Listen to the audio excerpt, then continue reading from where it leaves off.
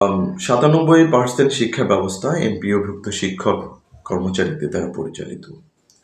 তো স্বাধীনতার ৫৫ বছর হয়ে গেল, কিন্তু দুঃখের বিষয় তাদের সাথে যে বৈষম্যগুলো ছিল সে বৈষম্যগুলো এখনো সম্পূর্ণভাবে যায়নি। আমরা মৌলিক যে চাহিদার ক্ষেত্রে যে সমস্যাগুলো আমরা দেখি, সবগুলোই কিন্তু বৈষম্য এখনো জিয়ে রাখা হয়েছে।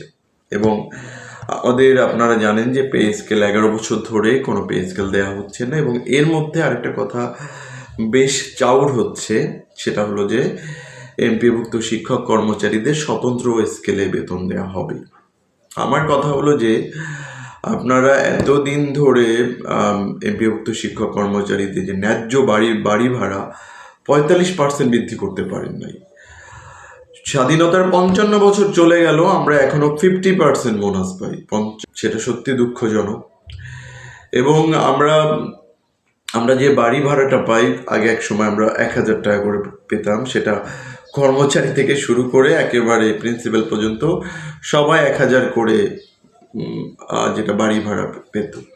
তো আমরা অন্তর্বর্তীকালীন সরকারের সময় যে ওনাদের কাছে আমরা আবেদন করেছি, আমরা অনেক যে আন্দোলনের পরে, শিক্ষক আন্দোলনের পরে আমাদের একটা যৌক্তিক একেবারে সেটাও বলবো না, কারণ এতদিন যেটা পার্সেন্টেজ ছিল না সেটা হয়েছে ১৫% আকারে বাড়ি ভাড়ার ব্যবস্থা হয়েছে। তো বাড়ি ভাড়ার মধ্যে আমরা দেখি এক ধরনের বৈষম্য, যে আপনি যে প্রতিমন্ত্রী আপনি বলছেন যে স্বতন্ত্র স্কেলে বেতন দেওয়া উচিত, আপনার বাড়ি ভাড়া হলো ৭০,০০০ টাকা, আর সকল কর্মচারী শিক্ষকদের বেতন মানে ন্যূনতম ২,০০০ টাকা।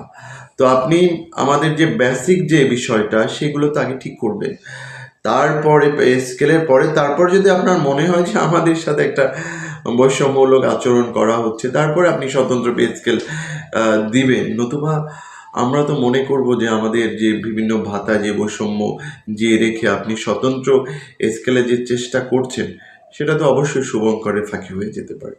কারণ বিভিন্ন সরকার আমাদের বিভিন্ন সময় যে আশ্বাস দিয়েছে, বাস্তবে তার ছিটে ফোঁটা আমরা দেখিনি।